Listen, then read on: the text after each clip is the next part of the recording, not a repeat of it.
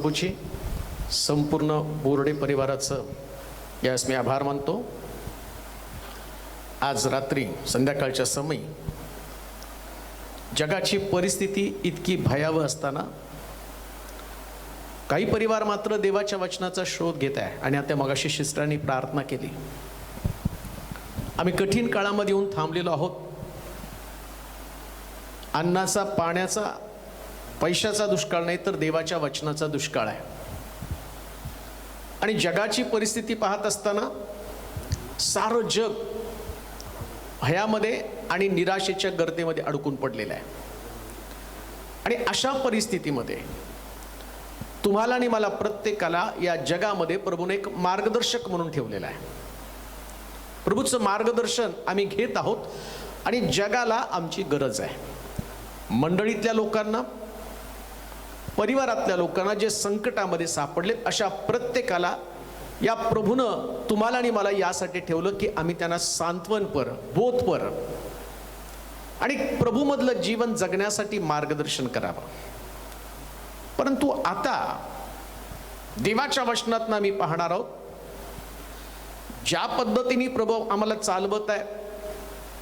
प्रभू येशू ख्रिस्त पृथ्वी तलावर असताना शिष्यांना बोध करताना त्यानं अनेक गोष्टी सांगितल्या। कधी तो म्हटला तुम्ही जगाचा प्रकाश आहात, कधी म्हटला तुम्ही पृथ्वीचे मीठ आहात, कधी तो म्हणतो तुम्ही टेकडीवरती बसलेलं नगर आहात। परंतु आज जे आम्ही पाहणार आहोत तुम्ही पृथ्वीचं मीठ आहात। आणि बऱ्याच वेळा या वचनातनं आम्ही ऐकलेलं आहे, परंतु मी खरंच पृथ्वीचं मीठ आहे का? आज हे वचनातनं आम्ही पाहणार आहोत। पृथ्वीचं मीठ म्हणजे नेमकं काय आहे आणि शास्त्रातनं ते जाणून घेणं गरजेचं आहे। इकडचं तिकडचं जर आम्ही ऐकलं तर कदाचित आमचा भ्रमनिरास होईल।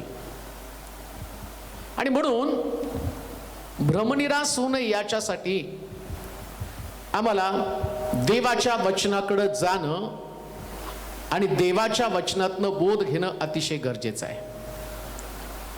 बायबल सांगतं सत्य तुम्हाला समजेल आणि सत्य तुम्हाला बंधमुक्त करेल। या दिवसामध्ये लोकांना देवाच्या वचनाचं सत्य जाणून घेण्यासाठी पुन्हा एकदा देवाच्या वचनाकडे वळणं गरजेचं आहे आणि ते तुम्ही परिवार करत आहात। देवाच्या वचनाकडे आम्ही जाणार आहोत। मत्तयाचं शुभवर्तमान त्याचा 5वा अध्याय आणि त्याचं 13 वचन यावेळेस आपण वाचणार आहोत। मत्तय शुभवर्तमान त्याचा 5वा अध्याय आणि त्याचं 13 वचन। तुम्ही पृथ्वीचे मीठ आहात, तुम्ही पृथ्वीचे मीठ आहात, पण जर मिठाचा खारटपणा गेला तर तो खारटपणा त्याला कशाने आणता येईल? आज जे वचन आम्ही ऐकणार आहोत तुम्ही पृथ्वीचं मीठ आहात, जे तुम्ही देवाचं वचन ऐकत आहात आणि प्रभू आज या जगामध्ये तुम्हाला मिठाचं काम करण्यासाठी सांगत आहे। कोणतंच वचन त्यांनी असं बोलायचं म्हणून बोललं नाही, उपमा द्यायची म्हणून त्यांनी दिली नाही, तर प्रत्येक गोष्टीमध्ये परमेश्वर आमच्यावरती काहीतरी जबाबदारी सोपवत आहे। आणि आता तो म्हणतो की जगाला तुम्हाला मीठ बनून जगासमोर जायचं आहे। तुम्ही पृथ्वीचे मीठ आहात। मग पृथ्वीचं मीठ आहात तर काय या मिठा संबंधानं बायबल आम्हाला शिकवतं? हिब्री भाषेमध्ये या मिठासाठी जो शब्द आहे आणि त्याला मेलाक असं म्हटलेलं आहे। मेलाक आणि मेलाक त्याचं ट्रान्सलेशन, त्याचं भाषांतर इंग्लिशमध्ये करण्यात आलेले इझिली डिझॉल्व्ड, सहजपणे विरघळणं। तुम्ही पृथ्वीचं मीठ आहात म्हणजे तुम्हाला सहजपणे विरघळता आलं पाहिजे। या मिठाचं वैशिष्ट्य काय माहिती का? पाण्यामध्ये टाकल्यानंतर ते सहजपणे विरघळतं, पण विरघळत असताना त्याचा गुणधर्म ज्या वस्तूमध्ये घालेल, ज्या पदार्थामध्ये घालेल त्या पदार्थामध्ये त्याचा गुणधर्म टाकून देतो। आणि बायबल तर सांगतं तुम्ही पृथ्वीचं मीठ आहात, म्हणजे या जगाला बेचव होण्यापासून तुम्हाला वाचवायचंय। आणि तुम्ही जगामध्ये किंवा परिवारामध्ये किंवा मंडळीमध्ये जे तुमचं अस्तित्व आहे ते कठीणपणानं भरलेलं अस्तित्व असता कामा नये, कठीण अंतःकरण असता कामा नये। दुसऱ्या भाषेमध्ये सहजपणे त्याची पावडर करता आली पाहिजे। मिठाचा गुणधर्म काय? सहजपणे ते ग्राइंड केलं जातं, पावडर केली जाते आणि त्याची पावडर जी आहे ना ती कशात पण तुम्ही टाकली की तर त्या वस्तूला चव येते। मिठाशिवाय जगू शकत नाही. किंवा तुम्हाला जर जेवणात मीठ कमी असलं किंवा जास्त असलं तरी तुमचं जेवण पुरेसं तुम्ही करत नाही, कारण तुम्हाला कळतं मिठाला तेवढ्या प्रमाणामध्ये तिथं असणं आवश्यक आहे. मिठाला किती पण सुंदर स्वयंपाक बनवला ना, परंतु त्याच्यात मीठच नसलं तर आम्हाला कळतं की ते पदार्थ खाण्याची कोणाची इच्छा नसते. मंडळी पण तसंच आहे, परिवार पण तसाच आहे. परिवार किती पण सुंदर असू द्या, पण परिवारामध्ये असणारे लोक जर मिठाचा गुणधर्म त्यांच्यामध्ये नसेल, म्हणजे मिठाचा गुणधर्म म्हणजे नेमकं काय, ते ग्राइंड होतात, अस्तित्व संपवतात, आपल्या अस्तित्वाची छाप दुसऱ्यामध्ये सोडतात, आपले गुणधर्म, चांगली गुणधर्म जे दुसऱ्यामध्ये टाकतात आणि त्या व्यक्तीला चवदार बनवतात. थोडक्यामध्ये पवित्र शास्त्रामध्ये जसं पाहतो आम्ही आणि त्याच्यामध्ये असलेलं येशूनं स्वतः ग्राइंड झाला. आम्ही गुड फ्रायडे केला, बायबल सांगतं तो भरडला गेला, त्याला ग्राइंड केलं, तो तुटला, तो फुटला. जखर्याच्या पुस्तकामध्ये सांगितलं, मी यहोशुवा समोर एक चिरा पाहिला आणि त्या चिऱ्यावरती मी एक नक्षी खोदेल. म्हणजे या मिठाला फोडण्याचं काम केलं. मग 7 शब्द त्याचं फोडत असताना त्याची पावडर 7 शब्दाच्या रूपानं आम्ही पाहतो की बाहेर पडली आणि 7 शब्द या शब्दाची चव लोकांमध्ये गेली. हे बाप्पा यांना क्षमा कर. परिणाम काय झाला? हे क्षमेचं सूत्र आम्ही पाहतो की पहिल्यांदा या ठिकाणामध्ये की स्तेफन जो आहे, आणि तो स्तेफन ज्या क्षणाला त्याला धोंडमार करत होते ना, आणि धोंडमार करता करता लोक त्याच्या भोवती जमलेले आहेत आणि तिकडं तो देवाजवळ प्रार्थना करतो, हे प्रभू हे पाप यांच्या माथी मोजू नको, म्हणजे यांना क्षमा कर. इझिली डिझॉल्व्ड, सहजपणे तो विरघळला गेला. त्यांना अशी नाही प्रार्थना केली देवा या लोकांचा न्याय कर, त्यांना अशी नाही प्रार्थना केली देवा हे लोक मला धोंडे मारत आहे, दगड मारत आहे आणि यांचा न्याय कर. जसं अलिशानं प्रार्थना केली, ज्यावेळेस त्याला टकल्या म्हणत होते, अलिशा काय म्हटला, अस्वल येतील आणि तुम्हाला फाडून खातील. रानातनं 2 अस्वल आली, 42 मुलांना त्यांनी फाडून खाल्लं. हे देखील बायबल मधलं सत्य आहे. मग इथं मात्र स्टीफन जो आहे, स्तेफन आहे, तो पृथ्वीचं मीठ बनला. कसं मीठ बनला? असं म्हणतात की ज्यावेळेस या स्तेफनाला दगडमार करत होते ना, तर त्या शौल त्या ठिकाणामध्ये होता आणि स्तेफनाच्या कपड्याच्या जवळ शौल थांबलेला होता. परंतु हा जो स्तेफन आहे, या स्तेफनाची चव आम्ही पाहतो शौलामध्ये गेली आणि शौलाचं रूपांतर पौलामध्ये झालं. आणि आता हा पौल म्हणतो, मी पुष्कळ वेळा धोंडमार सहन केलेली आहे, 39 माराचे फटके खाल्ले, 5 वेळा, 3 वेळा छडीमार सहन केला. का? कारण स्तेफनामध्ये हा जो गुणधर्म आला, कुठून आला हा गुणधर्म? हा गुणधर्म येशू मधनं आला. कारण येशू पृथ्वीचं मीठ होता, ते मीठ माझ्यामध्ये आलं, ग्राइंड झाला. तुम्ही ज्या दिवशी ग्राइंड व्हाल ना तुमच्या परिवारामध्ये, मंडळीमध्ये, ज्यास तुम्ही लोकांसमोर नम्र व्हाल, तुम्ही तुमची चव लोकांमध्ये टाकाल, तर आपोआप लोक बदलून जातील. जगाला तुमची गरज आहे. सारं जग जर तुम्ही आता बघितलं तर फार कठीण परिस्थितीमध्ये चाललेलं आहे. लोकांमध्ये जे बोलणं आहे त्याच्यामध्ये मृत्यू संबंधानं बोलणं आहे, लोकांमध्ये बोलणं भीतीचं बोलणं आहे, लोकांमध्ये बोलणं बेचव अशा प्रकारचं बोलणं आहे. परंतु या जगाला तुमची गरज आहे आणि ती चव तुमच्यामध्ये असणं फार गरजेचं आहे. मला असं वाटतं योबाच्या पुस्तकामध्ये 6व्या अध्यायाच्या 6व्या वचनामध्ये या संबंधानं लिहिले. योबाचं पुस्तक 6वा अध्याय आणि त्याचं 6वं वचन. बेचव वस्तू मिठाशिवाय खातात काय? मिठाशिवाय खातात काय? अंड्याच्या पांढऱ्या बलकाला रुची असते काय? रुची असते काय? तो बेचव वस्तू मिठाशिवाय खातात काय? जग बेचव आहे, कोणाला कोणाची खात्री नाही. जर तुम्ही ऐकलं तर सगळीकडे मरण, करोना, त्याच्यानंतर भीती, आज याला झाला, उद्या त्याला, हा परिवार, तो परिवार, आणि पाहता पाहता परिवार संपत आहेत. मंडळांमध्ये प्रॉब्लेम आहे, सगळीकडे समस्या आहे, शेजारी बघितलं तर भीती आहे, सगळीकडे भीतीचं वातावरण. परंतु बायबल सांगतं तुम्ही तर पृथ्वीचं मीठ आहात. निश्चित भय सगळीकडे, मृत्यूचं तांडव सगळीकडे, परंतु तरी सुद्धा तुम्हाला काहीतरी चांगलं बोलण्यासाठी जगामध्ये ठेवलेलं आहे. जगाची परिस्थिती अशा पद्धतीने निर्माण होण्याचं कारण काय? बायबल सांगतं या बेचव जगामध्ये विश्वासणारे लोक, ख्रिस्ती लोक, ज्यांना प्रभूचा अनुभव आहे, ज्या लोकांमध्ये प्रभूनं आपलं अस्तित्व सोडलं, जसं ख्रिस्तानं आपलं अस्तित्व सोडलं आणि ख्रिस्तामुळं शिष्यांना चव आली, स्तेफनाला चव आली, आता तुमची चव तुम्हाला लोकांना देता आली पाहिजे. तुमचं बेचव बोलणं असता कामा नये. लोक मृत्यू संबंधानं बोलत आहेत, तुम्ही मृत्यू संबंधानं बोलत आहे. लोक करुणा संबंधानं बोलत आहे, आम्ही देखील करुणा संबंधानं बोलत आहे. लोक मरणाविषयी बोलत आहे, आम्ही पण मरणाविषयी बोलत आहे. परंतु जगामध्ये मरण असताना प्रभू येशू ख्रिस्त मरणाविषयी बोलला नाही, तो पुनरुत्थानाविषयी बोलला. तो म्हटला मनुष्याचा पुत्र मरेल आणि तो पुन्हा उठेल. आमचं देखील बोलणं तसंच असलं पाहिजे. कान देऊ नये का देवाची प्रिय लोक. जग किती बेचव असलं ना, ही परिस्थिती खरोखर धोकादायक भीतीदायक अशा स्वरूपाची आहे. परंतु आता तुमची आणि माझी जबाबदारी काय? आम्ही या जगामध्ये चवदार बोललं पाहिजे. आमच्या परिवारामध्ये दुःखाचं प्रसंग निर्माण झाला असेल, परंतु आम्ही दुःखाविषयी नाही, आम्ही पुनरुत्थानाविषयी बोललं पाहिजे. आता जरी परिस्थिती भयाव असेल, आम्ही भयाविषयी नाही बोललं पाहिजे. प्रभू येशू ख्रिस्त पुनरुत्थित झाल्यावर, जन्माला आल्यावर, या दोन्ही वेळेस जर कोणतं वचन जास्त प्रमाणात बोललं गेलं असेल, कोणती सुवार्ता बोलली गेली असेल, भिवू नको. जन्माला आल्यावर तेच सुवार्ता होती. आणि येशू ख्रिस्त शिष्यांना पुनरुत्थित झाल्यावर दर्शन दिल्यावर पहिल्यांदा तो काय म्हटला? भिवू नका. का? कर प्रभू पुनरुत्थित आहे म्हणून करुणाची भीती बाळगू नका. जगामध्ये जो आहे त्याच्यापेक्षा आमच्यामध्ये आहे तो मोठा आहे आणि आमच्यामध्ये देव आहे. हेच आमचं चवदार बोलणं आहे. तुझ्या उजवीकडे सहस्रावधी पडतील, डावीकडे लक्षावधी पडतील, पण तुला त्याची बाधा होणार नाही. आम्ही स्वीकारावं देवाचं वचन.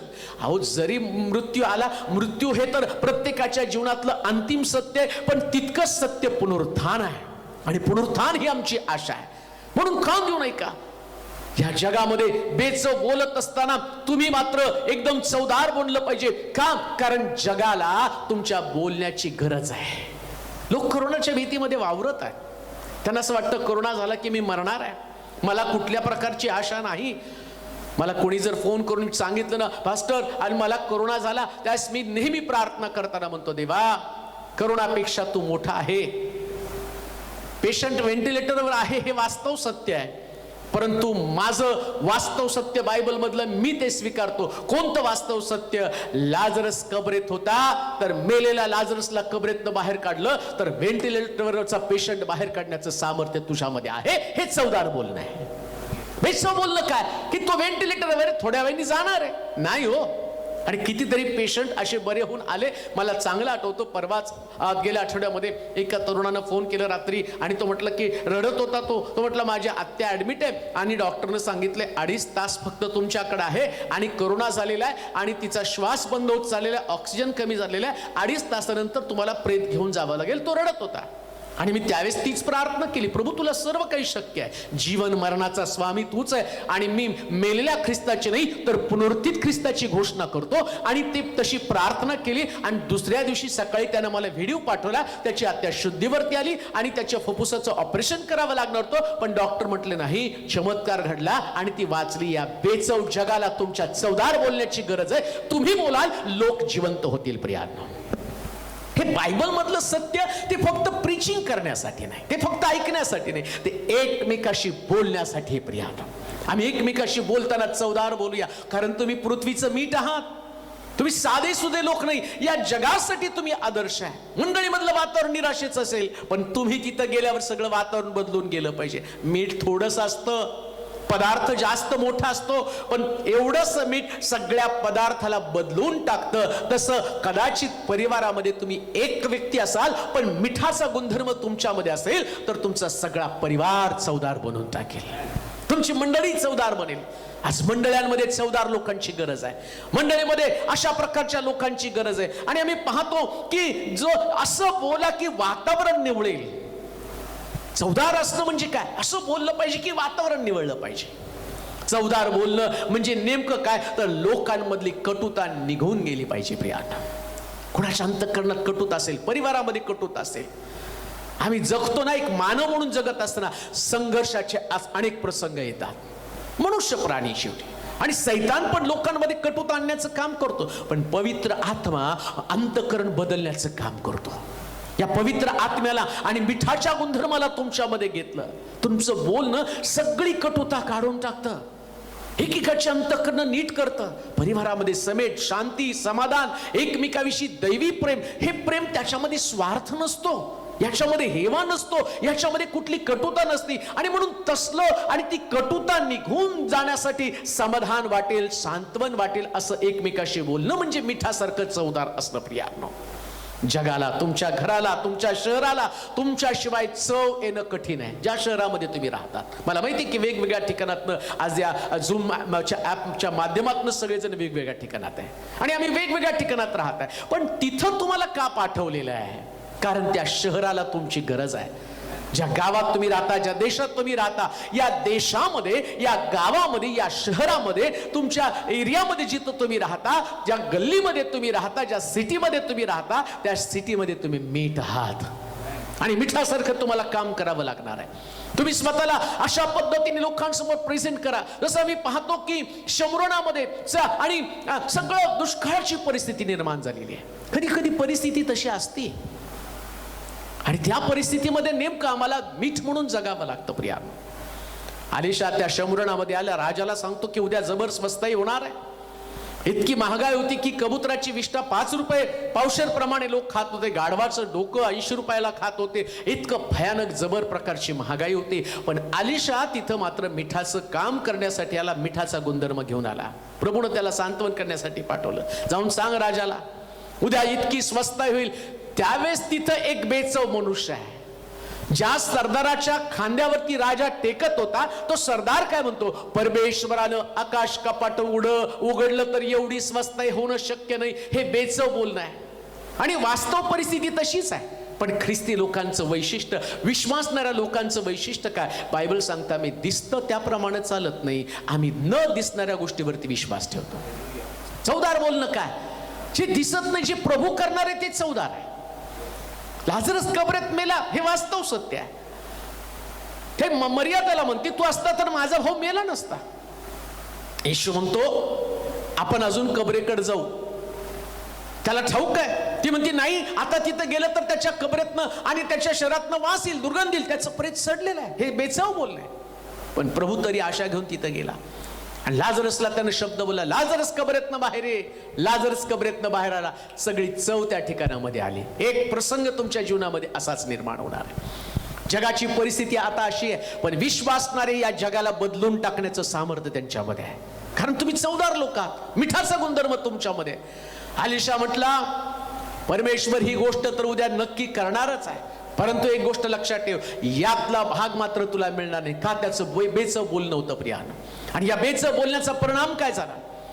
परमेश्वरानं आम्ही पाहतो की या आणि 4 कुष्ठरोग्यांच्या पायामध्ये घोड्याचं बळ दिलं आणि पाहतो हे 4 कुष्ठरोगी चालत असताना असं लिहिलं की त्यांच्या पायामध्ये सैन्याचा आवाज, मोठ्या सैन्याची ताकद देवानं दिली आणि सगळे शमरुनाचा वेडा सैनिक सोडून पळून गेले. आणि त्यास आम्ही पाहतो कुष्ठरोग्यांनी, ज्या कुष्ठरोग्यांना गावाच्या बाहेर टाकलं होतं, परंतु ते कुष्ठरोगी आणि परमेश्वरानं आणि मोठा विजय त्यांना दिलेला असताना हे कुष्ठरोगी काय म्हणतात, सगळ्या वस्तू त्यांनी घेतल्या, आपल्या तंबूमध्ये आणून त्यांनी ठेवल्या आणि ते म्हणतात आता गप्प बसलो तर काही खरं नाही, शुभवर्तमान सांगण्यासाठी मला शमरुनात गेलं पाहिजे. ज्या कुष्ठरोग्यांना कोणी आतमध्ये घेत नव्हतं, हे कुष्ठरोगी शुभवार्ता चव घेऊन आले आणि ते काय सांगतात, शमरुनाचा वेडा उठलेला आहे. कान देऊ नये का? करोना तर जाणारच आहे, करोना तर 100% जाणारच आहे. कारण करोना आणि देवापेक्षा मोठा नाही. इस्रायलमध्ये मरी आली होती, परंतु तरी सुद्धा जसं मी पाहतो मोशेनं अरण्यामध्ये सर्पाला उंच केलं, देवा इस्रायल लोकांनी त्या सर्पाकडे पाहिलं, मरी थांबली. तसं हा पण प्रसंग आहे. जग त्या मरीकडे पाहू द्या, पण आम्ही ख्रिस्ताकडे पाहूया. आम्ही वधस्तंभावरच्या येशूकडे पाहूया. वधस्तंभावरचा ख्रिस्त मला पुन्हा सांगतो, आशा आहे, आशा आहे, जीवन आहे आणि हे जीवन गौरवयुक्त जीवन आहे. हे गौरव सुटका पावलेलं जीवन आहे. या जीवनामध्ये आशा आहे. कोणती का परिस्थिती असे ना, परिस्थितीला शरण जाऊ नका, जिवंत देवाला शरण जा. स्वस्ताई झाली.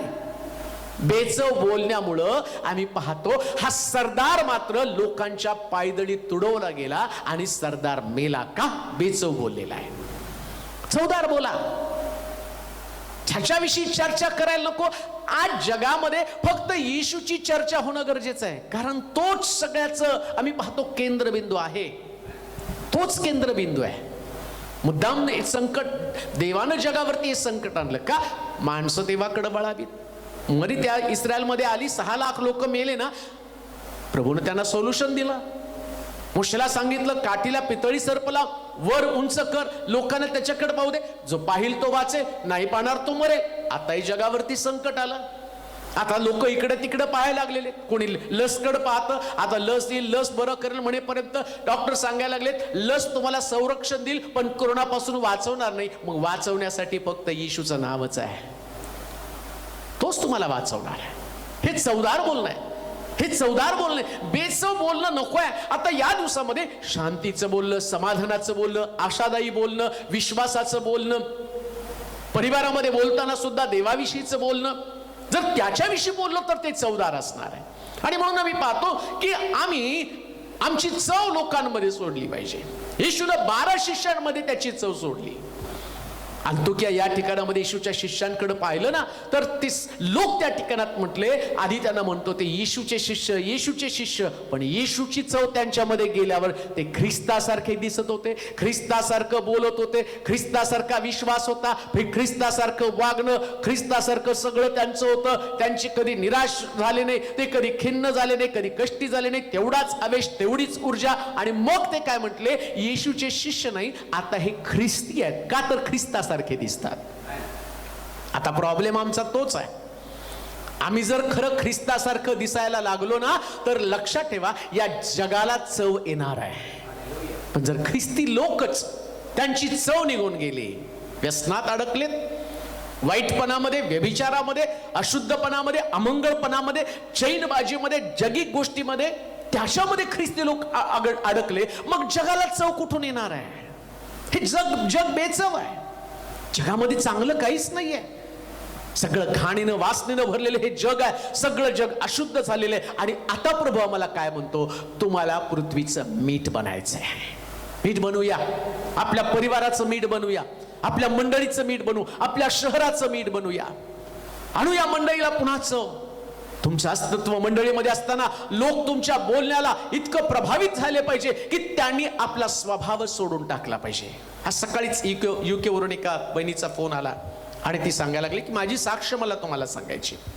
त्याने गेली 3 वर्ष आम्ही तुमचं वचन ऐकत आहोत आणि वचनानं आमच्या परिवाराचं एवढं परिवर्तन घडलं, एवढं परिवर्तन घडलं. ते म्हटले आम्ही तिकडे असतो परंतु इंडियामध्ये आमचे नातेवाईक येते आणि संध्याकाळी जसं तुम्ही एकत्र जमता तसे ते एकत्र जमतात आणि मग ते म्हणतात आम्ही लाईव्ह तो जो तो युट्यूबचा संदेश आहे आणि मग लॅपटॉपवरून आणि त्यांच्या घरामध्ये सगळे एकत्र बसून बघतात. आणि एक संदेश होता की त्या संदेशामध्ये समेटा संबंधानं बोललं गेलं, क्षमे संबंधानं बोललं गेलं. आणि ते म्हटलं मग त्याचं प्रॅक्टिकल आपण करणं गरजेचं आहे. आणि मग ते म्हटले की आम्ही आमच्या परिवारामध्ये सगळ्यांची एकमेकाची माफी मागून आमच्या परिवारामध्ये समेट घडवला. आणि ज्या दिवशी आम्ही एकमेकाला क्षमा करून आमच्या परिवारामध्ये समेटाची घोषणा केली ना, तो आमच्या जीवनातला सगळ्यात आनंदाचा क्षण होता. का? कारण त्या रात्री आम्ही सगळे शांत झोपू शकलो. हे मिठाचं बोलणं आहे, हे मिठासारखं बोलणं आहे प्रियांनो. एक दिवस जर देवाचे लोक या प्रकारचं आणि चळवळ, जसं हा कोरोना सगळीकडे पसरला, या कोरोनानं साधा निर्जीव कोरोना ज्याच्यामध्ये जीव नाही त्यानं जगाला हलवलं. अहो तुम्ही कोरोनापेक्षा प्रभावी लोक आहेत. जर तुम्ही जगाला हलवण्याचं काम करायला सुरुवात केली, जसं कोरोना समोर जग एक दिवशी झुकलं, तसं मनुष्याच्या पुत्रासमोर जे एक दिवशी जग झुकेल. पण त्याच्यासाठी आम्हाला चवदार बोलणं सुरू केलं पाहिजे. एक ख्रिस्त यरुशलेमेत ज्यानं आम्ही पाहतो की 12 शिष्यांना तयार केलं आणि एक छोटस खेड, या खेड्यातनं ही मीठ सगळीकडे पाठवलं गेलं. आणि आज रात्री तुम्ही आणि मी देवाचं वचन ऐकताना जर एवढं मंत्रमुग्ध होऊन त्याला ऐकत, याचं कारण ती चव त्यानं त्या शिष्यांमध्ये टाकली. तुम्ही चव टाका ना. आम्ही जर चव टाकू या जगामध्ये, आम्ही चव टाकू आमच्या शहरामध्ये, फार आमच्या शहराचं परिवर्तन होणार आहे. म्हणून तो म्हटला तुम्ही पृथ्वीचे मीठ आहात. या मिठानं वस्तूला चव आणण्याचं काम केलं जातं आणि म्हणून चवदार आम्ही त्या ठिकाणात बनलं पाहिजे प्रियांनो. त्यानंतर दुसरी गोष्ट आम्ही वाचणार आहोत, मीठ तुम्ही आहात का नाही, मी मीठ आहे का नाही, हे कसं ओळखायचं, काय गुणधर्म या मिठाचा. एचकेलचं पुस्तक 16वा अध्याय त्याचं 4थं वचन. एचकेलचं पुस्तक त्याचा 16वा अध्याय आणि त्याचं 4थं वचन. पहिली गोष्ट तर मिठाला सहजपणे ते विरघळलं जातं आणि विरघळत असताना आपल्या स्वभावाची चव, आपल्या स्वतःची चव वस्तूमध्ये टाकतं. बेचव वस्तूला ते चव आणण्याचं काम करतं. तिसरा गुणधर्म मिठाचा वाचणार आहोत, एचकेलचं पुस्तक आणि त्याचा 16वा अध्यायचं ते 4थं वचन. तुझ्या जन्माविषयी तुझ्या जन्माविषयी म्हटले तर तू जन्मलीस तेव्हा तू जन्मली तेव्हा तुझा नाळ कापला नाही, तुझा नाळ कापला नाही, तुला पाण्याने धुवून तुला पाण्यानं धुवून स्वच्छ केले नाही, स्वच्छ केले नाही, तुझ्या अंगाला मीठ चोपडले नाही, मीठ चोपडले नाही, व तुला बाळंत्यामध्ये गुंडाळले नाही. पहा या मिठाचं वैशिष्ट्य काय, तो तुम्ही पृथ्वीचं मीठ आहात. आता मिठाचं आम्ही एक क्वालिटी पाहिली, मीठ सहजपणे विरघळतं. दुसरी गोष्ट आम्ही पाहिलं, मीठ आणि ज्या वस्तूमध्ये टाकेल बेचव वस्तूला चव आणण्याचं काम करतं. किती सुंदर पदार्थ बनवले, किती मसाले वापरले, परंतु एवढे सुंदर मसाले वापरून वास खूप छान आला, पण मीठ नसल्यामुळे चव गेली ना सगळी. तसं मंडळांमध्ये सुद्धा तसंच आहे. वास खूप छान आहे, श्रीमंत मंडळी, चांगले आणि मोठमोठे उद्योगपती त्याच्यामध्ये असतील, मोठमोठे एज्युकेटेड लोक त्याच्यामध्ये असतील, पण बोलणं जर बेचव असेल तर त्या मंडळीला कशाने चव येणार आहे. आता तिसरी गोष्ट आम्ही पाहतो, तो म्हणतो मीठ जंतुनाशकाचं काम करतं. कसं जंतुनाशक आहे, तो ज्यावेळेस तुझा जन्म झाला आणि जन्म झाल्यावर तुझी नाळ कापायला पाहिजे होती, ती नाळ कापली नाही. काय हो, जन्म आणि नाळ कापण्याचा संबंध आहे. आईच्या उदरातनं येताना लेकरू जे आहे ना, त्या आईचं सगळं खात असतं, त्या नाळेच्या द्वारे आई जी खाईल ना, आणि ते त्या लेकराला जातं. तिने खाल्लेलं, ती नाळ जोडलेली आहे आणि त्याच्यामुळे त्याला पुरवठा तसा होतो. आमचा जन्म पण जगातच झालेला आहे. जगामध्ये वावरणारे आम्ही लोक आहोत आणि जगाशी आमची नाळ जोडल्या कारणानं जग जे खातं ते आमच्यामध्ये येतं. जग भ्रष्टाचार करतं, जग लुटमार करतं, जग व्यभिचार करतं, जग अशुद्ध गोष्टी करतं, शिवीगाळ करतं, भांडण करतं, व्यसन करतं, फसवणूक करतं, एकमेकाची निंदा करतं, मारझोड करतं, कोणाविषयी चांगला विचार करत नाही. बायबल सांगतं जग हे सगळं अशुद्ध गोष्टींनी भरलेले. नाळ कापली पाहिजे, जगाशी संपर्क तोडला पाहिजे. जगाशी संपर्क तोडला पाहिजे म्हणजे जगाचं खाद्य तुमच्यामध्ये येता कामा नये. जग खातं ते आम्ही खाऊ नये, जग जे ग्रहण करतं ते आम्ही ग्रहण करू नये. आम्ही म्हणतो जगात राहतो तर जगातल्या गोष्टी आमच्यामध्ये येतील. अहो म्हणून तर ते आम्ही पाहतो, या नोहाला देवानं सांगितलं होतं की तू तारू बांधशील ना तर त्याला आतून बाहेरून डांबर आणि राळ चोपड. का तुझं तारू या पाण्यावरती तरंगेल ना, एक छोटस छिद्र असेल तर हे तारवाला बुडवेल. तसं जगाशी तुमची नाळ जर जोडली गेली ना तर जगाचं खाद्य तुमचं बनेल आणि देव जसा पवित्र आहे ना तशी पवित्रता तुमच्यातनं निघून जाईल. आणि तुमच्यातली चव जर निघून गेली आणि तुम्ही बेचव बनला तर जगाला चव कुणी आणणार आहे. जग आणि तुम्ही सारखंच दिसायला लागला, मग त्या ठिकाणात अर्थ काय राहणार आहे. तुम्हाला जगापासून वेगळं व्हायला पाहिजे, नाळ कापली पाहिजे. आणि मग तो काय म्हणतो, आता नाळ कापणं म्हणजे पश्चाताप करणं. त्यानंतर म्हणतो तुला आंघोळ घातली पाहिजे, निर्जीव कर्माचा पश्चाताप, देवावरचा विश्वास, बाप्तिस्म्याचं तत्व. आंघोळ घालणं म्हणजे बाप्तिस्मा. आता प्रॉब्लेम काय, आंघोळ घातल्यावर बाप्तिस्मा, आणि आम्ही पाहतो की तिथं आंघोळ घालणं म्हणजे त्या व्यक्तीचं परिवर्तन झालं, त्याचा बाप्तिस्मा झाला. परंतु बाप्तिस्मा होऊन सुद्धा जंतू मात्र फिरणार आहेत.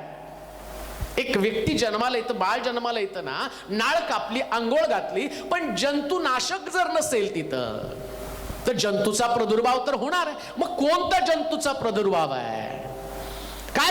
कलेसिकराचं पत्र 3 अध्याय 8 वचनामध्ये जे जंतूच्या प्रभावापासून वाचण्यासाठी तो म्हणतो, तुझ्या शरीराला तू मीठ न चोळल्या कारणानं. कुठलं जंतू त्याच्यामध्ये आहेत? कलेसिकराचं पत्र 3 अध्याय आणि त्याच्या 8व्या वचनामध्ये या बालकाला, नवीन जन्मलेल्या बाळाला जंतुनाशक म्हणून मीठ लावलं पाहिजे. आणि जर ते मीठ लावलं नाही तर त्याला जंतूची बाधा होईल. आणि कोणते जंतू आहेत? कलेसिकराचं पत्र 3 अध्याय 8 वचन. परंतु आता क्रोध, संताप, दुष्टपणा, निंदा व मुखाने शिवीगाळ करणे ही सर्व आपणापासून दूर करा. हे जंतू आहेत. नवीन जन्मलेल्या बालकाला कोणत्या जंतूचा धोका आहे? काय वाचलं पहिले? क्रोध, राग नावाचा, क्रोध नावाचा एक जंतू आहे. एखाद्याचं तारण होतं, एखाद्याचा उद्धार होतो, बाप्तिस्मा होतो, नाळ तुटली जाते, पण क्रोध नावाचा जंतू येतोच ना. मग जर त्याला तुम्ही मिठाचं काम केलं, योग्य वेळी त्याला सांगितलं, जसं प्रभू येशू ख्रिस्त पेत्रला राग आल्यावर आणि त्याने याजकाच्या चाकराचा उजवा कान कापला, येशू ख्रिस्त तिथं मीठ आहे, पेत्रा आपली तलवार म्यान कर. मिठानं काम केलं, सांगितलं, या पद्धतीने नाही बदला घ्यायचा, अशा पद्धतीने नाही वागायचं. सकाळच्या समय सगळे शास्त्री, परुषी, धार्मिक लोक गेले एक व्यभिचार करणारी स्त्री तिच्या घरामध्ये पहाटेच्या समयाने प्रार्थना करायचं सोडून या स्त्रीचं पाप शोधायला गेले आणि पहाटेच्या समय तिला व्यभिचार करताना पकडलं आणि येशू समोर घेऊन आले, दोषारोप करायला लागले, निंदा करायला लागले. येशूनं म्हटलं आणि त्यांनी येशूला सांगायला लागले, शास्त्रात असं लिहिलं, एखादी स्त्री व्यभिचार करताना सापडली तर तिला दगडमार करून मारावं. तुमचं मत याच्याविषयी काय आहे? न्याय करण्यासाठी निघाले, जंतू आहेत हे. दुसऱ्याचा न्याय करणं, स्वतःचा न्याय करण्याच्या ऐवजी दुसऱ्याचा न्याय करणं. दावीद म्हणतो, मी रोज माझं पाप नित्य माझ्या समोर आहे. हे देवा, माझ्या पापापासून, माझ्या दोषापासून मला मुक्त कर. तो दुसऱ्याचे दोष पाहू लागला नाही आणि हे लोक भल्या पहाटे त्या स्त्रीचा दोष पाहून तिला पकडण्यासाठी आला. येशूनं म्हटलं, पहिला दगड त्यानं मारावा ज्याने अजूनपर्यंत पाप केलं नाही. जंतूचा प्रादुर्भाव त्याने टाकून दिला आणि त्या बाईला म्हटलं, बाई तुला कोणीच दगड मार केलं नाही का? ते म्हटले, नाही महाराज, जा, मी पण तुला क्षमा करतो, इथून पुढे पाप करू नकोस. अहो, तुमचं काम काय? तुम्ही पृथ्वीचं मीठ आहात. कोणत्याही परिस्थितीमध्ये नवीन जन्मलेलं बालक, एखाद्याचं तारण झालं, एखादा व्यक्ती ख्रिस्ताकडे आला, एखादा व्यक्ती जगाला सोडून देवाकडे आलेला आहे, त्याचं परिवर्तन झालेलं आहे. पण परिवर्तित व्यक्ती जर मंडळीमध्ये आला, परिवर्तित व्यक्ती जर कुटुंबामध्ये आला, कुटुंबातल्या सदस्याचं परिवर्तन घडलं, मग जगाच्या ही जी जे सांगितलेले की हे जंतू जे आहेत, या जंतूंचा प्रादुर्भाव त्याच्यावरती होऊ नये याच्यासाठी तुम्हाला मिठाचं काम करावं लागणार आहे. म्हणजे तुम्हाला तेवढं आयडल जीवन जगावं लागणार आहे. जगानं व्यभिचार करू नये म्हणून तुम्ही व्यभिचारापासून दूर राहिलं पाहिजे. तुम्ही मीठ आहात. आम्हीच जर व्यभिचार केला, आम्हीच जर मुखानं शिवीगाळ केली, आम्हाला जर राग आला, समजा एखादी व्यक्ती चर्चमध्ये आली, चर्चमध्येच लोक रागावतात, चर्चमध्येच लोक भांडण करत आहेत, परिवारामध्ये लोक वादविवाद करत आहेत, परिवारामध्ये अंडरस्टँडिंग नाहीये, परिवारामध्ये संघर्ष आहे, खटके आहेत, मग तारलेला व्यक्ती कसा टिकणार आहे? आणि आता प्रभू काय म्हणतो, तुम्ही पृथ्वीचं मीठ आहे. म्हणजे काय की तुम्हाला काळजी घ्यावी लागेल, या जंतूंचा प्रादुर्भाव त्याच्यावरती होऊ नये, त्याला रागाला येईल असं वर्तन होऊ नये, रागाला येईल ते शब्द तुम्ही बोलता कामा नये. कसं शांती टिकून राहील, कसा समाधान टिकून राहील, कसं लोक देवामध्ये वाढतील, कसं त्यांचं लक्ष प्रभूकडे अट्रॅक्ट होईल, कसं ख्रिस्ताशी ते जोडले जाईल, कसं त्याचं जीवन शांतीनं परिपूर्ण होईल. त्यानं वाद करू नये, शिवीगाळ करू नये, बाष्कळ गोष्टी बोलू नये, टवाळ्या करू नये. या सगळ्या गोष्टींना आणि प्रतिबंध करणारे लोक तुम्ही व्हायला पाहिजे. कारण तुम्ही पृथ्वीचं मीठ आहात. तुम्ही पृथ्वीचं मीठ आहात. जंतूचा प्रादुर्भाव होऊ देऊ नका. एखाद्या व्यक्तीला या जंतूंपासून वाचवणं ही तुमची जबाबदारी आहे. त्या गोष्टीपासून प्रतिबंध करण्यासाठी प्रभूने तुम्हाला जगामध्ये ठेवलेलं आहे. खाऊन देऊ नये का? परिवारामध्ये, मंडळीमध्ये मला मिठाचं काम करावं लागणार आहे. एक व्यक्ती जर त्या जंतूचा प्रादुर्भाव तिच्यावरती होत आहे, जंतूचा हल्ला तिच्यावरती, मग मीठ कुठे आहे? कुठे आहे ते मीठ? मी तुम्हाला मिठासारखं जगामध्ये ठेवलेलं आहे. का तर लोकांनी चुका करू नये, चुका घडल्या तर त्या चुकांना तुम्ही प्रतिबंध करावं. या जंतूला तिथं येऊ नये. हे जंतू त्या ठिकाणातून त्या तारलेल्या व्यक्तीचा, ज्या ख्रिस्ती व्यक्तीचा, प्रभूला स्वीकारणाऱ्या व्यक्तीचा नाश होऊ नये. आणि म्हणून तो म्हटला, तुम्ही पृथ्वीचं मीठ आहात तर जंतुनाशकाचं काम करा. योहानानं जंतुनाशकाचं काम केलं. हेरोदानं आपल्या भावाची बायको आणली, त्या योहानानं त्याला सांगितलं, शिरच्छेद झाला म्हणून त्यानं माघार घेतली नाही. योहाना, मोठं पाप केलेलं आहे. दाविदानं सैनिकाची बायको आणली, तलवार तुझं घर सोडणार नाही. नाथान संदेश त्यानं जंतुनाशकाचं काम केलंय. देवाचे प्रिय लोको, एक व्यक्ती ज्या ख्रिस्ताचा स्वीकार करते ना, तुमच्या परिवारातले असो, मंडळीतली एखादी व्यक्ती असो, जंतुनाशकाचं काम करावं लागणार आहे तुम्हाला. तुम्ही पृथ्वीचं मीठ आहात. चौथी गोष्ट आम्ही पाहणार आहोत एजकेलच्या पुस्तकामध्ये 43वा अध्याय आणि त्याचं 24 वचन. एजकेलचं पुस्तक 43वा अध्याय आणि त्याचं 24 वचन. लेवीचं पुस्तक त्याचा 2रा अध्याय 13 आणि 14 वचन पण वाचणार आहोत. दोन्ही वचन आम्ही घेणार आहोत. एजकेलचं पुस्तक 43वा अध्याय त्याचं 14 वचन. तिच्या तळभागापासून खालच्या बैठकीपर्यंत उंची 2 हात. एजकेलचं पुस्तक 24. तू ते परमेश्वरासमोर आण. मग याजक त्यावर मीठ टाकतील व त्याचे हवन करून ते परमेश्वरास अर्पण करतील. अर्पणामध्ये पण मिठाची गरज आहे. कोणतंच अर्पण मिठाशिवाय पूर्ण होऊ शकत नाही. इथं देव त्याच्या लोकांना आज्ञा करत आहे, त्यांना सूचना करत आहे. एखादं अर्पण करताना त्या अर्पणामध्ये मिठाची गरज आहे. अर्पण म्हणजे तुमच्या प्रार्थना, अर्पण म्हणजे तुम्ही देवाला ज्या गोष्टी देतात, मग तुमची लेकरं देत असाल, तुमचा दशांश देत असाल, त्यानंतर तुमचं जे सर्वोत्तम, तुमची आराधना, तुमची स्तुती, तुमचं देवाला गौरव, तुमची शुभवर्तमान, तुमची साक्ष, सगळ्या अर्पणाच्या रूपाने तुम्ही प्रभूला देत आहात. अशा परिस्थितीमध्ये तो काय म्हणतो, अर्पण देत आहात, पण अर्पणाबरोबर जर मीठच नसेल तर तुमचं अर्पण त्या ठिकाणामध्ये मान्य नसणारे. लेवीच्या पुस्तकामध्ये पण ते सांगितलंय, 2रा अध्याय आणि त्याचं 13 आणि 14 वचन. तू करशील ते प्रत्येक अन्नार्पण मिठाने स्वादिष्ट कर. मिठानं स्वादिष्ट कर. तू आपल्या देवाशी केलेल्या कराराचे मीठ आपल्या अन्नार्पणात घालावयास चुकू नकोस. मिठा संबंधानं म्हटलं की तुझं प्रत्येक अर्पणामध्ये तुला मीठ घालावं लागेल. तुझ्या प्रार्थना ही तुझं अर्पण आहे ना, मग तुझ्या प्रार्थनेमध्ये तुला मीठ घालावं लागेल. तू आराधना करतो, परमेश्वराच्या मंदिरामध्ये हात उभे करतो, गाणे गातो, तू वाद्य वाजवतो, ते तुझं अर्पण आहे. या अर्पणामध्ये पण तुला मिठाची गरज आहे. मग मीठ म्हणजे नेमकं काय प्रभूला आमच्याकडे अपेक्षित आहे? दावीद पण प्रभूची आराधना करत आहे आणि प्रभूला ती आराधना आवडतोय. हा दावीद त्याची आराधना प्रभूला सादर करताना तो काय म्हणतो, मी रचून माझी प्रार्थना देवाला सादर करतो.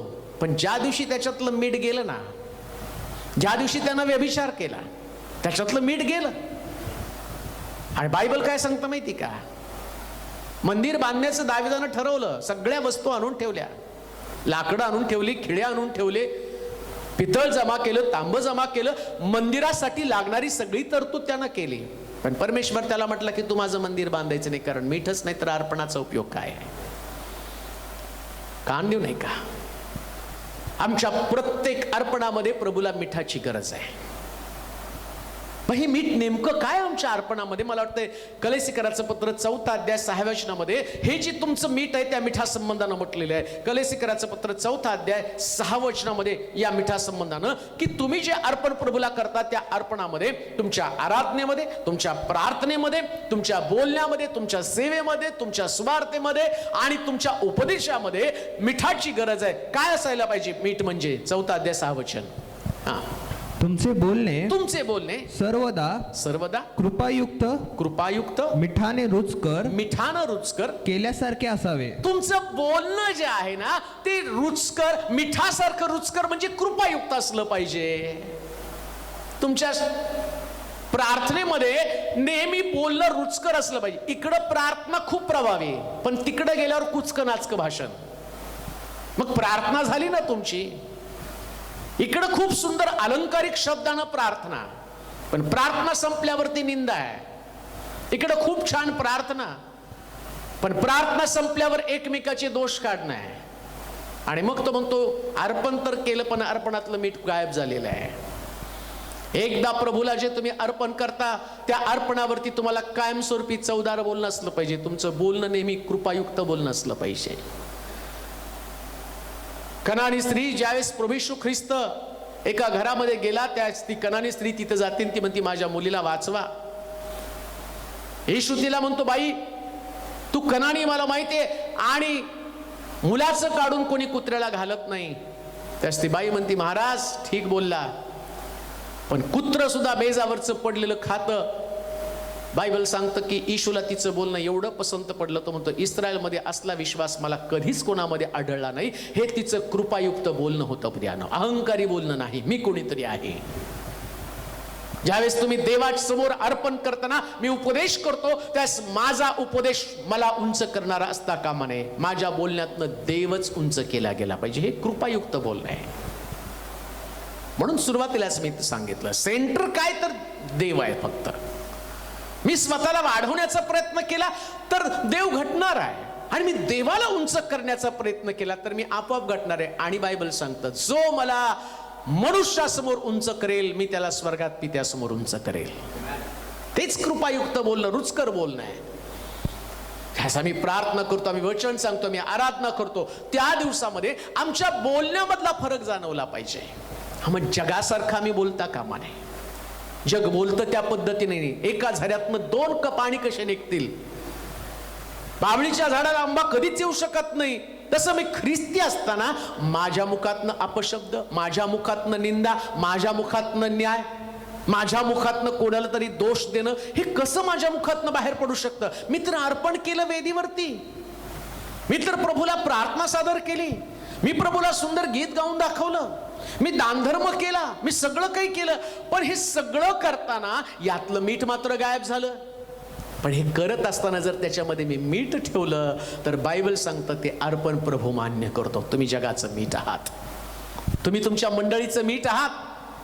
मंडळीतल्या लोकांच्या चर्चा काही पण असू द्या, परिवारातल्या लोकांच्या चर्चा काही पण असू द्या, त्यांची चर्चा ही तुमची चर्चा नाही, कारण ते जग आहे, पण तुम्ही मात्र मीठ आहात.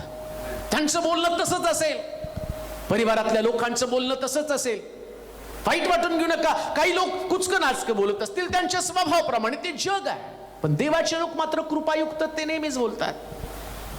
दानियल सिंहाच्या गुहेमध्ये टाकला, ज्या लोकांनी त्याला टाकलं त्याच्याबद्दल त्याची तक्रार नाही, राजानं स्वतः त्याला टाकलं त्याच्याबद्दल त्याची तक्रार नाही. पण ज्या सकाळी राजाला तर रात्रभर झोपू शकला नाही, पहाटे तिथे गेला, राजा त्याला विचारतो, दानियेला तुझ्या देवानं, परात्पर देवानं तुला वाचवलं काय? परात्पर देवाच्या पुत्रा, तुझ्या देवानं तुला वाचवलं काय? कृपायुक्त बोलणं, रुचकर बोलणं. हातून दानियल म्हणतो, महाराज चिरायू असा ज्यानं त्याला गुहेमध्ये मारण्यासाठी टाकलं त्याच्यासाठी याच्या मुखातले शब्द काय? तो म्हणतो, महाराज चिरायू असा तुम्हाला दीर्घायुष्य मिळो, याला म्हटलेले रुचकर बोलणं. आणि जे अर्पण तुम्ही करताना या अर्पणामध्ये ही चव असली पाहिजे. मग किती मोठा संदेश असू द्या. मग स्वतः प्रभू येशू ख्रिस्त, मला प्रभूजी प्रभूच्या म्हणणाऱ्या प्रत्येकाचा प्रवेश स्वर्गाच्या राज्यामध्ये नाही. मी तुझ्या नावानं भूत काढली, संदेश दिला, रोगी बरे केले, मी तुला ओळखतच नाही का? हे सगळं अर्पण तू केलं, पण चव घालून बसला ना. जी चव असायला पाहिजे ती चव तुझ्यामध्ये नाही. म्हणून अजून एक मुद्दा मी पाहिला की अर्पणाबरोबर मीठ असणं गरजेचं आहे. मीठ नसेल तर कोणत्याही परिस्थितीमध्ये आम्ही पाहतो की देव अर्पण मान्य करत नाही. अजून एक मुद्दा आम्ही पाहणार आहोत, शास्त्रीचं पुस्तक, त्याचा 9वा अध्याय, त्याचं 45 वचन. शास्त्रीचं पुस्तक 9वा अध्याय 45 वचन. अभिमलेख दिवसभर त्या नगराशी लढत होता. त्या नगराशी लढत होता. ते काबीज करून तिथल्या लोकांची त्याने कत्तल उडवली. त्यानं लोकांची कत्तल उडवली आणि ते नगर जमीनदोस्त करून त्यावर मीठ पेरले. त्यानं मीठ पेरलं. काय या मिठाचा उपयोग आहे? तुम्ही पृथ्वीचं मीठ आहात, मग मिठानं काय काम केलं पाहिजे? इथं असं सांगितलं, शहराचा विध्वंस करत असताना त्या शहरावरती मीठ पेरणं गरजेचं आहे. आता शहर नेमकं कोणतं आहे? बायबलमध्ये असं लिहिलंय, परमेश्वर जर नगर रक्षत नाही तर पहारे करण्याचं जागणं व्यर्थ आहे. आणि तो आपल्या संतती संबंधानं बोलतोय. संतती परमेश्वरानं दिलेलं धन, पुढचं फळ त्याची देणगी. तुम्ही रात्री उशिरा झोपता, सकाळी लवकर उठता. परमेश्वर जर घर बांधत नाही तर बांधणाऱ्याचे श्रम व्यर्थ. परमेश्वर जर नगर रक्षण करत नाही तर पहारे करायचे जागणे व्यर्थ. मग शहर कोण आहे? शहर तुम्ही आहात, शहर मी. आणि एक शहर काबीज केलं, जिंकलं, तर या शहरामध्ये थोडक्यामध्ये मी तुम्हाला सांगेल, एक आत्मा जिंकायला तुम्ही जाता. आत्मे जिंकणं तितकंच महत्वाचं आहे. आत्मे जिंकणं महत्वाचं आहे. सुवार्ता सांगितली, लोकांपर्यंत पोचला, आत्मे जिंकले. पण जिंकलेल्या आत्म्याला, या नगराला, परत ऐका, नगर म्हणजे तुम्ही आणि मी, नगर म्हणजे जिंकलेला आत्मा आहे, प्रभूकडे आणलेला आत्मा. तो एका शहरासारखा आहे. आणि तो काय म्हणतो माहिती का? हे शहर जिंकलं, हे नगर जिंकलं, मला कोणीतरी जिंकलेलं आहे. मी पूर्वी मनोज होतो, जसा शौल पौल, आणि आधी शौल होता, नंतर पौल झाला, पण त्याला जिंकलं. मग या पौलामध्ये, या शौलामध्ये अहंकार होता, मी होता, गर्व होता, आणि मारझोड करण्याची वृत्ती होती. ख्रिस्त लोकांना छळ करण्याची वृत्ती होती. यहुदामध्ये काय होतं? त्याच्यामध्ये पैशाचा लोभ होता. पेत्रामध्ये काय होतं? आणि आम्ही पाहतो तलवार चालवलं, शिवीगाळ करणं, हा पेत्राचा स्वभाव होता. योहानामध्ये राग होता. ईश्वरला म्हटलं की हे नगर आणि तुझी शुभवर्तमान स्वीकारत नाही, स्वर्गातनं अग्नी पाठवून या शहराचा, नगराचा नाश कर. म्हणजे प्रत्येकामध्ये काही ना काहीतरी वाईट आहे आणि ते उगवू नये. मिठाचं काम काय? शहर जिंकलं, नगर जिंकलं, या नगरामध्ये परत काही उगवलं जाऊ नये याच्यासाठी ते जिंकलेले राजे काय करायचे? त्या नगरामध्ये मीठ पेरायचे. का? तर तिथं काहीच उगवलं जाऊ नये. आता बायबल काय सांगतं माहिती का, तुम्ही पृथ्वीचे मीठ आहात. एक व्यक्तीला जिंकताना तर तुम्ही तिथं दुसऱ्यांदा परत व्यभिचार, जारकर्म, अशुद्धपणा, राग, लोभ, अहंकार, मीपणा आणि या सगळ्या गोष्टी ज्या गलती करायच्या पत्रामध्ये जी दैहिकता आहे, ती दैहिकता परत उगू नये याच्यासाठी तुम्हाला मीठ पेरावं लागेल. म्हणजे तुम्हाला काळजी घ्यावी लागेल. आता परत ते उगवता कामा नये, परत तो व्यक्ती माघारी जाता कामा नये. पेत्र प्रभूच्या मागे चालला. पुनरुत्थान झाल्यावर प्रभू येशू ख्रिस्त 40 दिवस पृथ्वी तलावरती थांबला. तो पित्याकडे गेला नाही. 40 दिवस तो पृथ्वी तलावर तसाच थांबला. लोकांनी कधीच जाऊन त्याचा शोध घेतला नाही. येशू ख्रिस्त 40 दिवस पृथ्वी तलावर का थांबला. त्याने येशू ख्रिस्त त्यानं 40 दिवस उपवास केले याच्याविषयी लोक बोलतात, पण येशू ख्रिस्ताचं पृथ्वी तलावर पुनरुत्थानानंतरचे 40 दिवस याच्याविषयी कोणी बोलत नाही. मग त्याचं कारण पण शोधलं पाहिजे. काय होतं त्याचं कारण माहिती का? त्याला माहिती होतं, जर मी गेलो तर यांच्यामध्ये मी जे पेरलंय ना ते नष्ट होऊन जे यांनी सोडलं ते परत उगवणार आहे. या पेत्रानं जे सोडलं होतं, काय सोडलं होतं पेत्रानं त्याचा राग, त्याचा लोभ सगळं सोडलेलं होतं. आता हे परत उगू नये. मग 40 दिवस असं लिहिलं, 40 दिवस तो शिष्यांना दर्शन देत फिरला. म्हणजे काय करायला? मीठ पेरत फिरला. परत काय उगू नये, परत काय उगू नये, परत काय उगू नये. 40 दिवस तो फिरला प्रियानो तिथं. का? कारण त्यानं नगरं तर जिंकली, शहर जिंकलेलं आहे. आता 40 दिवस त्यानं ते मीठ पेरण्याचं काम केलं. 40 दिवस ते मीठ पेरलं. परिणाम काय झाला?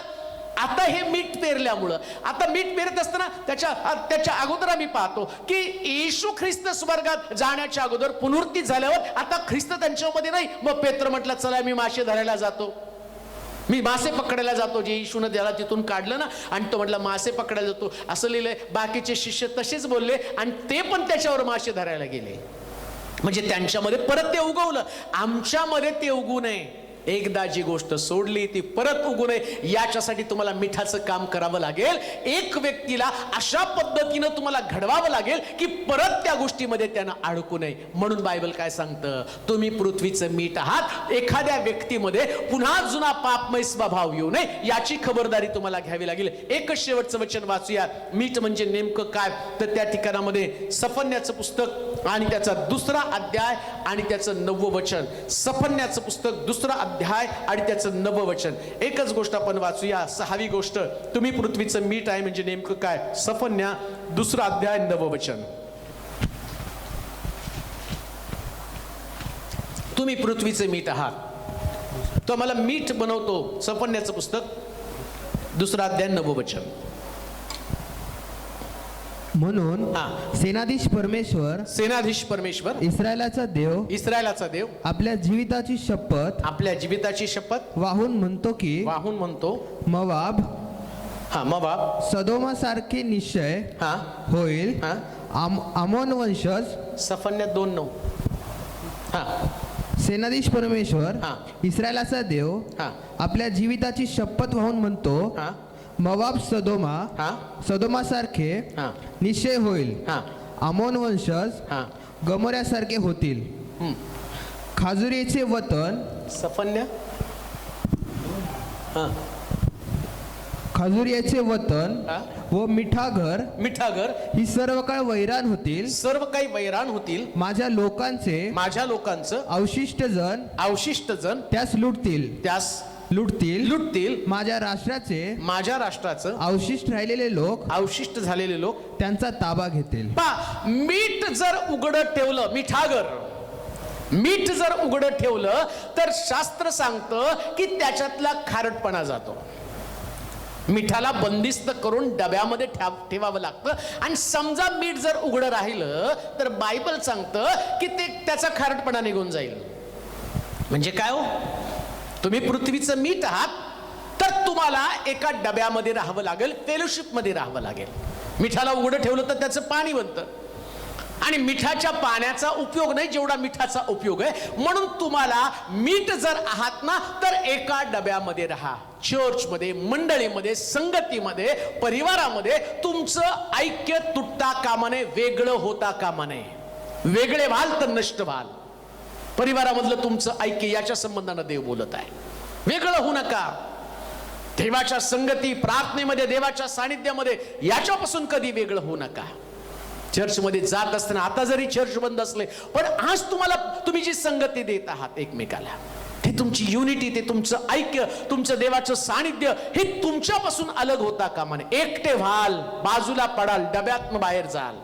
दुसऱ्या भाषेमध्ये मी तुम्हाला सांगेल, कधी सुद्धा चर्चला जाण्याचं बंद करू नका, कारण तो तुमच्यासाठी डबा आहे. डबा बंद, ज्या डब्यामध्ये तुम्हाला बंद होणं गरजेचं आहे ना, ती तुमची संगती, ते तुमची मंडळी, ते तुमचं चर्च आहे. इथंच तुमचं आणि योग्य पद्धतीने विनियोग केला जाईल. इथंच तुम्हाला देव वापरणार आहे, इथंच तुमचा उपयोग होणार आहे.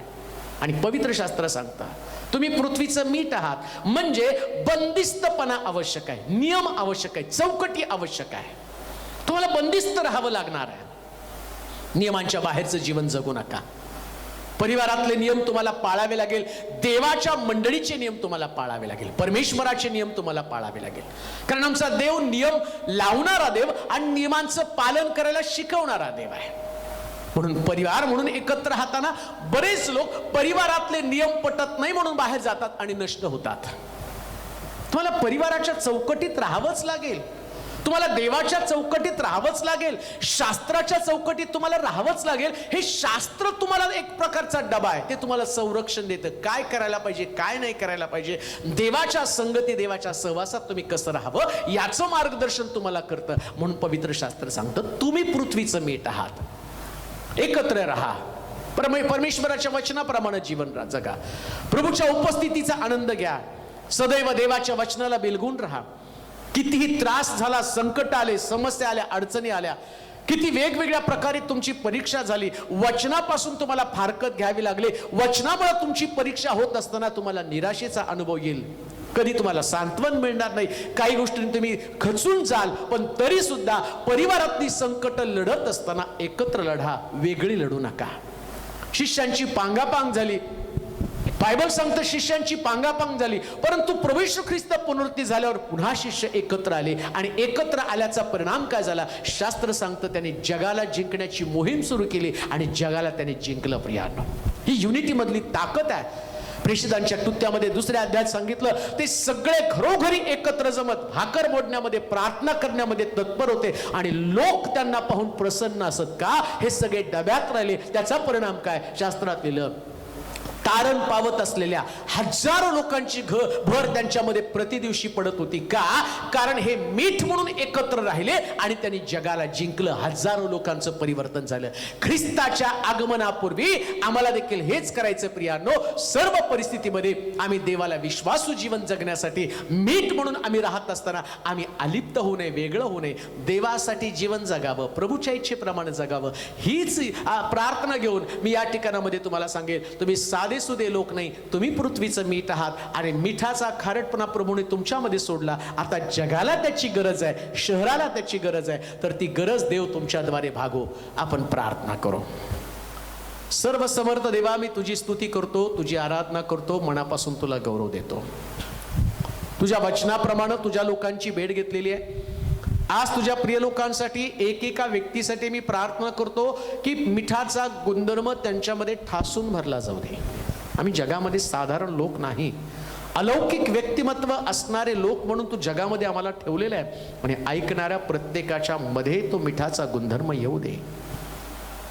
जे लोक तुझं वचन ऐकत आहे त्यांना तू आशीर्वादित केलेलेच आहे, परंतु ते आशीर्वाद अनेक लोकांपर्यंत घेऊन जाण्यासाठी सहाय्य कर प्रभूजी. या महामारीपासून तू आमचा आतापर्यंत बचाव केला आणि याच पद्धतीने तुझ्या लोकांना वाचवणाऱ्या प्रार्थना, तुझ्या लोकांना वाचवणारी वचनं पाठवून अनेकांना प्रभू जिंकण्यासाठी सहाय्य कर. करुणा जाऊ दे आणि येशूचं नाव अधिक मोठ्या प्रमाणात वाढला जाऊ दे. प्रत्येक परिवार तुझ्या हाती सोपवत आहे, परिवारातल्या प्रत्येक सदस्याला तुझ्या हाती सोपवत आहे. त्यांचा ताबा घे आणि त्यांच्याकडनं तुझ्या नामाचं गौरव करून घे. प्रभूजी निरोगी ठेव, प्रत्येकाची गरजेप्रमाणे भेट घे आणि ज्यांना आरोग्याची गरज आहे परिवारातल्या त्या लोकांना तुझं आरोग्य पाठव, समाधान पाठव, सांत्वन पाठवण, विश्वास पाठव प्रभूजी. आणि येणाऱ्या दिवसामध्ये सगळे लोक तुझ्या भवनात, तुझ्या सानिध्यामध्ये एकत्र येऊन मिठाची चव त्यांनी वाटावं अशी कृपा त्यांना पुरवून दे. येशूच्या नावात ही प्रार्थना विनवणी केली म्हणून तो ऐक. आमेन.